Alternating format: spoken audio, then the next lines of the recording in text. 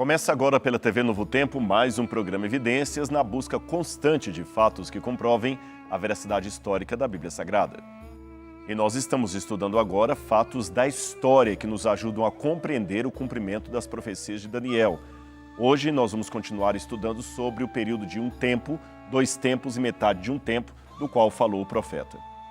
O que esse período tem a ver com a trajetória do povo de Deus? Não saia daí porque Evidências está só começando.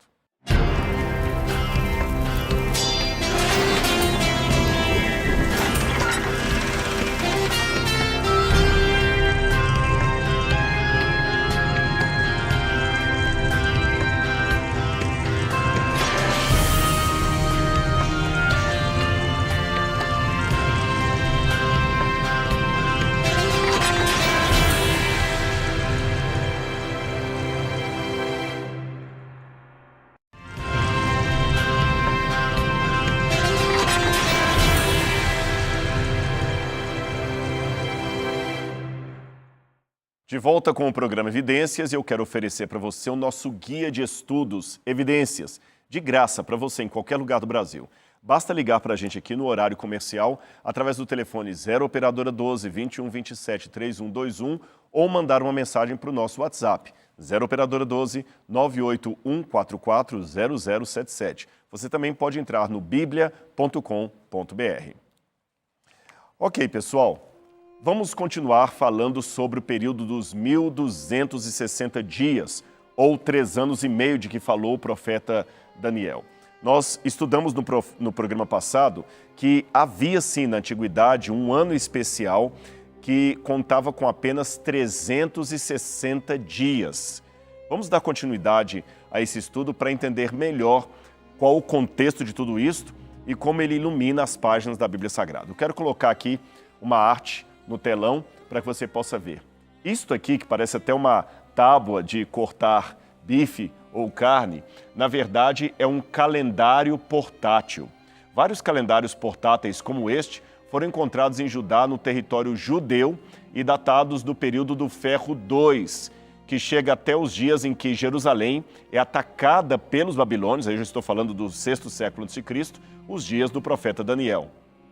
Note que este calendário portátil, ele marca o mês esquemático com tintas ou buracos, representando 30 dias ou 30 buracos. Ou seja, se o dia tem 24 horas e o mês tem 30 dias, o calendário de um ano seria de 360 dias ao todo.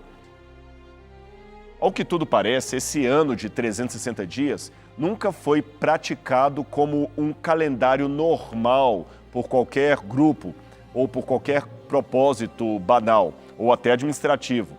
O seu contato, o seu serviço era de uma estrutura conveniente apenas para planejamentos especiais a longo prazo, bem como para relatos literários que não estavam necessariamente ancorados num ano civil concreto, que, como eu falei, seguiam ou o calendário lunar ou o calendário solar. Agora, olha que interessante esta passagem da profecia de Daniel. Eu vou colocar aqui na tela e você vai ler comigo. Bendito, diz Daniel capítulo 2, versículos 20 e 21, bendito seja o nome de Deus para todo sempre, porque a sabedoria e o poder são dele. Ele muda os tempos e as estações. Ora, se é Deus, de acordo com a Bíblia, que muda os tempos e as estações, seria uma grande audácia do pequeno chifre tentar mudar os tempos, você não acha? Mudar os tempos e a lei de Deus. Além, é claro, de ter os santos em suas mãos por 3 tempos e meio. Isto fica evidenciado em sua arrogância contra o Altíssimo. Claro que isto poderia ser uma referência às estações, como nós temos, por exemplo, ali em Gênesis capítulo 8, versículo 22. Agora, o curioso é que nesse texto de Daniel, a primeira palavra que ele usa nessa declaração é a mesma palavra de Daniel 7,25, idam, que, como eu falei, pode ser traduzida como momento, tempo ou ano especial, no caso, o ano de 360 dias. E a segunda palavra, que ali está traduzida como estações, também pode significar tempos ou períodos designados, uma época do ano. Assim, Daniel pode estar sugerindo ao seu antigo público que o poder de Deus era evidente, mesmo nos calendários mutáveis do mundo em que vivemos. Como profeta do fim dos tempos, o livro de Daniel nos remete aos últimos dias da história desse mundo. Assim, na contagem regressiva da profecia do Senhor, Deus usou a sua própria duração de um ano, originalmente perfeita, uma duração não deformada pelas mudanças do calendário humano. O livro de Ester também implica no uso do calendário de meses de 30 dias e um ano de 360 dias, em que o rei Assuero reinou sobre 127 províncias. Você vê isso em Ester capítulo 1, versículo 1. E o rei fez uma festa de 7 dias, isto é, uma semana, Ester 1, verso 5.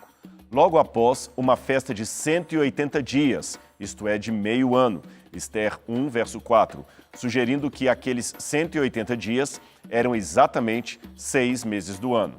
Outras passagens consistentes com o ano explícito de 360 dias estão em relação ao dilúvio global, que está em Gênesis, capítulo 7 até o capítulo 8. Ali mencionam-se 2 vezes um período de exatamente 150 dias, os 5 meses do dia 17 do segundo mês ao dia 17 do 7º mês. Como os meses lunares variavam entre 29 e 30 dias, Moisés aqui registra datas do calendário que representam um mês de 30 dias, isto antes do dilúvio, o que também implica que o ano de 360 dias seria aquele que estaria em conformidade explícita no Apocalipse e, por extensão, também no livro de Daniel.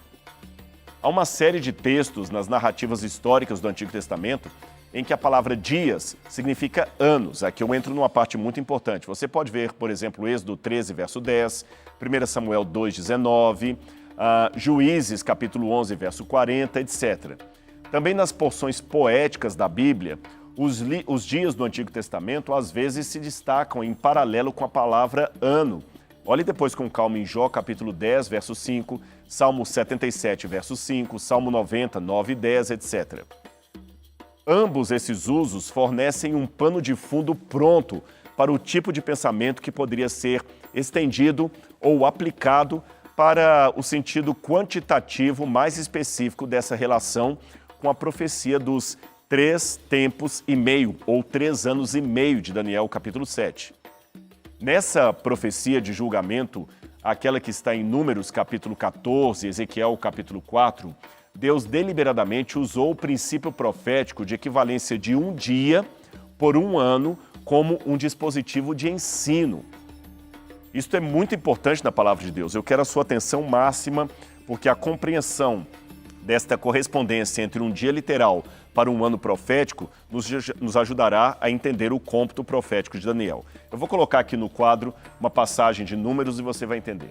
Números 14, verso 34 diz assim: segundo o número dos dias em que vocês espiaram a terra, 40 dias, cada dia representando um ano, vocês levarão sobre si as suas iniquidades durante 40 anos e terão experiência do meu desagrado.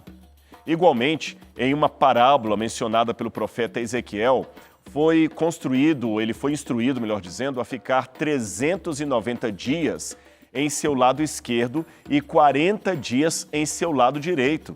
Quer ver? Vamos ver essa passagem aqui na tela. Coloque, por favor, aqui. Ezequiel, capítulo 4, verso 6. Diz assim: eu coloquei em você um dia para cada ano. O texto é muito claro. Então, pelo que nós estamos vendo na Bíblia Sagrada, os tempos proféticos, em ocasiões especiais, dão o significado de um dia para um ano, e um ano de 360 dias. Repetindo, um ano de 360 dias e um dia profético representando um ano completo. Logo, se eu estou falando de 7 dias proféticos, por exemplo, na verdade estou falando de 7 anos literais. Outras referências ao princípio dia-ano na profecia podem ser encontrados também em escritos judaicos do período intertestamentário, aquele que está entre o Antigo e o Novo Testamento. O livro dos Jubileus, por exemplo, encontrado entre os manuscritos do Mar Morto, usa a palavra semana para se referir a 7 anos literais. Sendo assim, os 3 anos e meio aqui de Daniel, como também equivalentes a 1.260 dias, deveriam se referir literalmente a 1260 anos. Nesse tempo, o poder do pequeno chifre dominaria de maneira hegemônica sobre muitos, perseguindo os santos, mudando os calendários, a lei de Deus e desafiando o Altíssimo. Agora veja a coincidência das coincidências.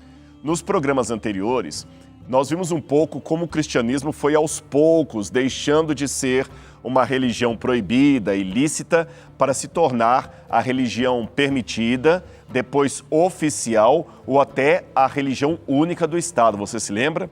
Ou seja, foi um período longo, desde o chamado tempo constantiniano, quando antes disso, a seita do caminho, a Igreja Apostólica, como os cristãos eram então reconhecidos no livro de Atos, foi perseguida, até ser agraciada pelo imperador de Roma no quarto século e se tornar a Igreja Católica Apostólica Romana, conforme a nomenclatura que usamos até os dias de hoje. Na verdade, essa nomenclatura Igreja Católica Apostólica Romana, ela foi usada a partir do século XVI, tá bem? Eu vou explicar isso para você melhor.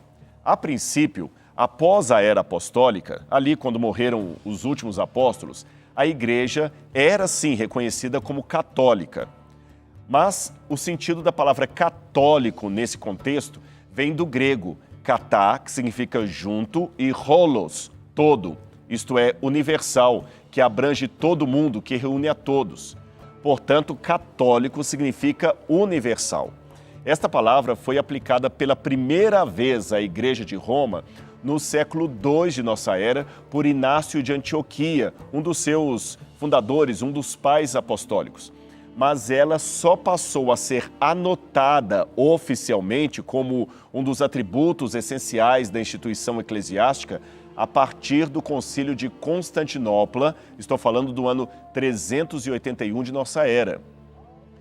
Agora, embora a expressão Igreja Romana tenha sido usada para descrever a diocese do Papa em Roma, desde a queda do Império Romano do Ocidente até o início da Idade Média, estou falando do século VI e século X, o termo Igreja Católica Romana, como eu falei com vocês, passou a ser aplicado à Igreja desde a Reforma Protestante no final do século XVI. Aí sim, o termo ficou mais oficializado.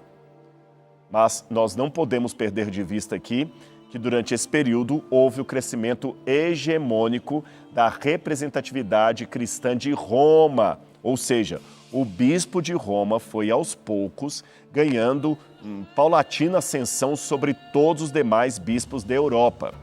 Então, recapitulando, primeiro veio Constantino, o imperador que em 313 d.C. pretendeu ter se convertido ao cristianismo e, como tal, deu muitos privilégios e benesses para várias igrejas cristãs sediadas em Roma. Um outro imperador, depois dele, chamado Juliano o Apóstata, ainda tentou restabelecer o paganismo em Roma, mas já era tarde demais. Finalmente, em 385 d.C., Teodósio o Grande, pelo decreto de Tessalônica, oficializou o cristianismo como a religião do império, a religião do Estado. Depois veio a queda e a conseguinte divisão do Império Romano, formada pelas tribos bárbaras que atacaram o reino em 476 d.C. Nesta época, a Igreja Cristã foi praticamente a única instituição que já existia desde os tempos de Roma Imperial, mas que permanecia em pé mesmo durante o domínio dos bárbaros. Vou tomar de novo aqui a nossa estátua de Daniel, que foi estudada no capítulo 2. Você se lembra? Nabucodonosor, no capítulo 2 de Daniel, teve um sonho com uma estátua parecida com esta aqui. Cabeça de ouro, peito e braços de prata, quadril de bronze, pernas em ferro, pés em ferro misturado com barro. E eu expliquei que aqui eram as várias nações que dominariam o mundo: Babilônia, Medopérsia, Grécia, Roma e Roma dividida. Pois bem, essa divisão do Império Romano fora representada pelos pés da estátua e também nas várias imagens de animais que Daniel acabou visualizando no capítulo 7, nós temos de novo a Babilônia representada por um leão com asas, depois você tem o urso representando a Medopérsia, o leopardo representando a Grécia e, finalmente, um animal terrível e espantoso com 10 chifres na sua cabeça, que equivaleriam aos 10 dedos da divisão da estátua.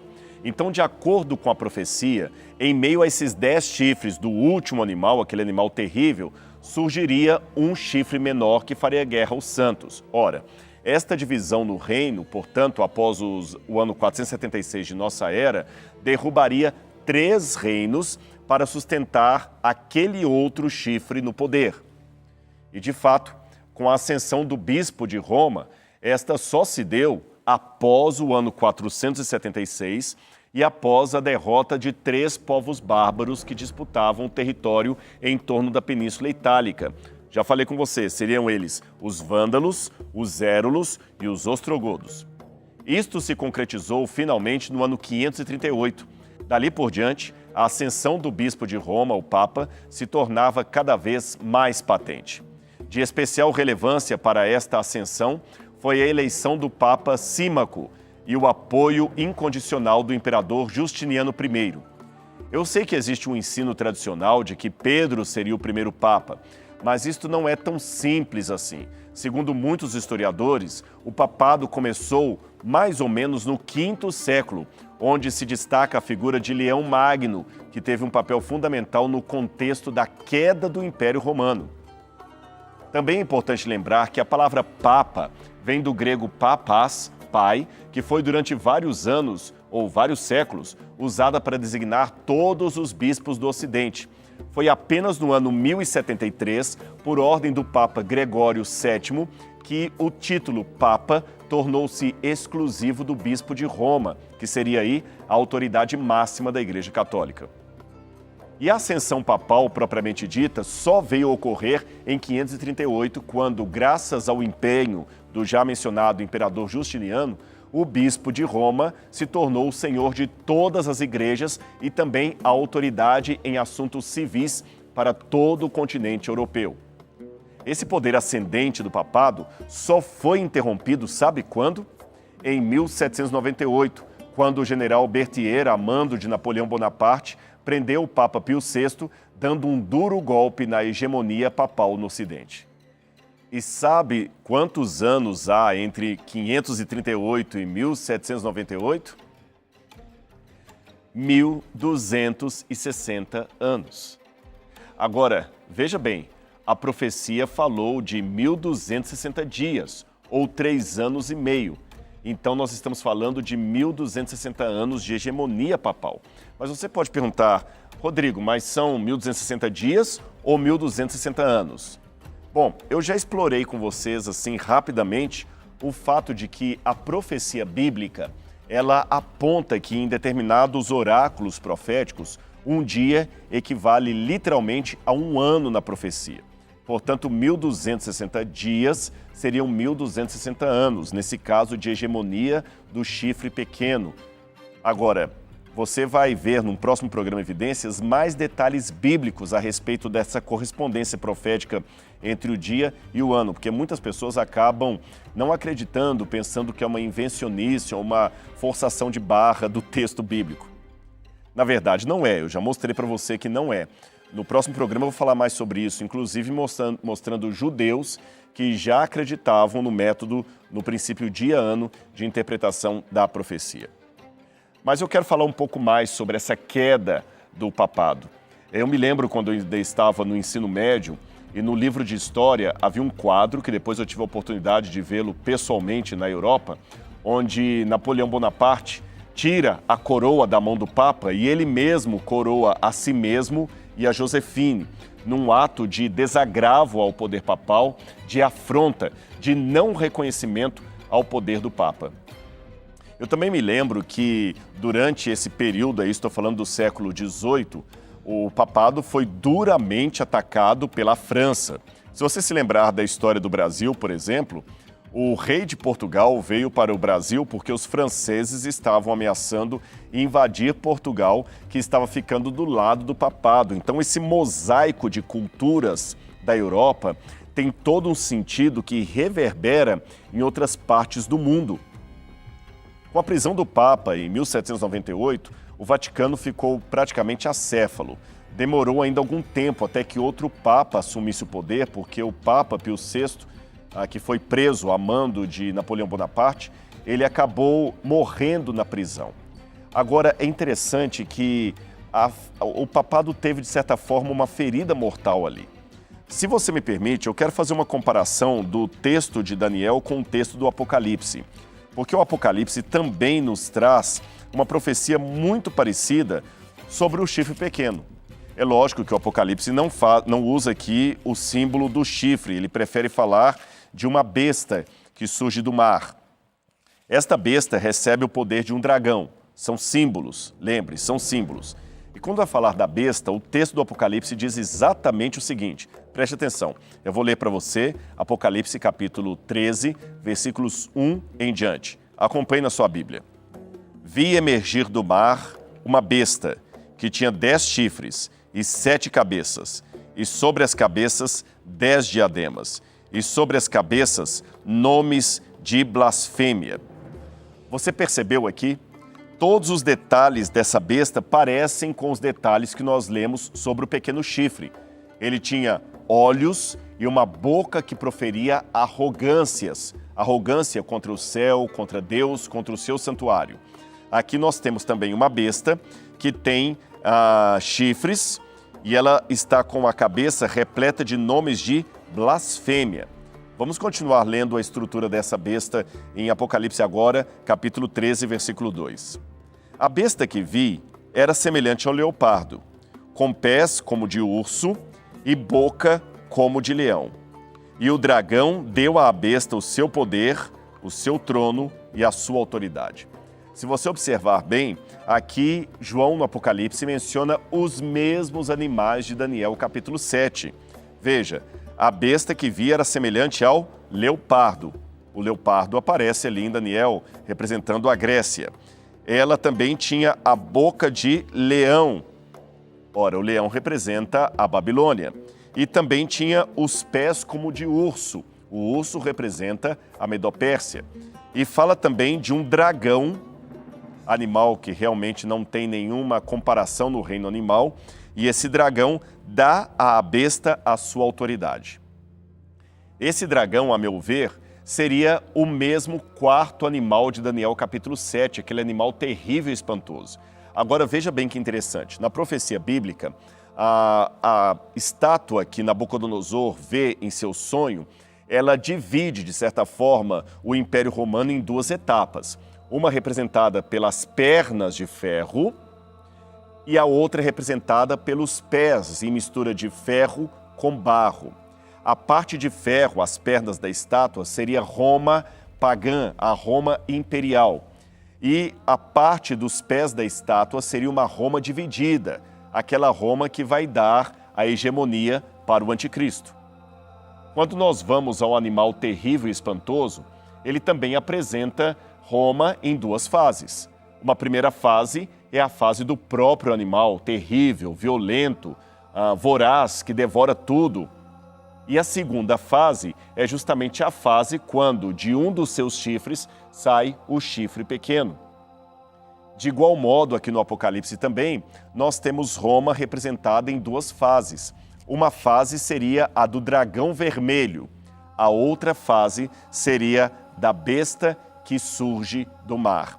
E é curioso que na profecia do Apocalipse, o dragão confere à besta o seu reino, a sua majestade, o seu trono. De certa forma, Roma pagã, a Roma imperial, daria à Roma cristianizada o seu poder, o seu trono, a sua majestade, a sua força. Você está vendo como é que a história, devidamente estudada à luz da profecia, permite com que os elementos vão se encaixando um após o outro com uma precisão assim absurda? Aliás, nós notamos também outra coisa aqui. Olha a diferença da profecia bíblica para profecias tão populares aí, como, por exemplo, as Centúrias de Nostradamus. Eu não sei se você já teve a oportunidade de ler as Centúrias de Nostradamus, mas são termos muito enigmáticos, que não dizem nada com nada. Alguma coisa do tipo, o sol brilhou ao meio-dia, o sangue escorria pela praça, todos corriam, mordendo os lábios com medo das trevas. Ora, Um prognóstico desse jeito pode ser aplicado a qualquer coisa que acontece na história da humanidade, da perda do campeonato de futebol a um massacre ocorrido numa comunidade do Rio de Janeiro, de um líder déspota, ditador, até um falso profeta. A Bíblia não é assim. A Bíblia não parece uma canção de amor que conta uma história e qualquer uma delas vale quando você está na fossa. Ela é muito precisa. Outra coisa que me chama a atenção é como o estudo conjunto da profecia, pegando uma parte do Apocalipse, uma parte de Ezequiel, uma parte de Daniel, uma parte dos Evangelhos, Mateus capítulo 24, podem me fornecer um quadro muito mais completo, mais assertivo, sem achismo, sem especulação, do que, na verdade, aquele texto está falando. E de quebra, o auxílio da arqueologia, com o contexto histórico da época e a própria recorrência à história secular, permitem que eu tenha um pano de fundo muito preciso, mostrando que, a despeito das indas e vindas das ações humanas, existe um calendário de Deus agindo por detrás da história da humanidade. É muito curioso que este cenário profético seria como se Deus descortinasse os eventos da história, mostrando atrás de tudo isto a providência de um Deus que está agindo. Dizem que uma vez uma mulher teve um sonho, e nesse sonho um anjo mostrava um pano cheio de cores e tintas, e para todo lado tinha pedaços de linha, e ela não entendia aquele pano. E o anjo falou: esse pano aqui é o modo como Deus está guiando a sua vida. E ela falou: mas é assim que Deus está guiando, com cores tão desconexas, com linha para cá, linha para lá, linha repuxada? Eu não estou entendendo. Aí a história, é apenas uma ilustração, diz que o anjo falou com ela: calma, você está olhando o pano pelo lado avesso, vem aqui para a frente. Então ela deu a volta, olhou à distância, e aquele mosaico intrincado de linhas sem sentido formavam um lindo desenho que fazia todo sentido e seguia toda a lógica. Talvez nós não entendamos muitas coisas que acontecem porque estamos olhando a realidade pelo lado avesso da eternidade. Mas pela ótica de Deus, tudo está seguindo um processo muito coerente. Deus não infringe a vontade humana. Nós não somos robôs nas mãos de Deus, muito menos marionetes do destino. Porém, Deus está na trama e na urdidura da história, tecendo um pano que, em sua providência, Ele está costurando. E no final dessa costura está escrito que aqueles que estiverem em Cristo serão os vencedores.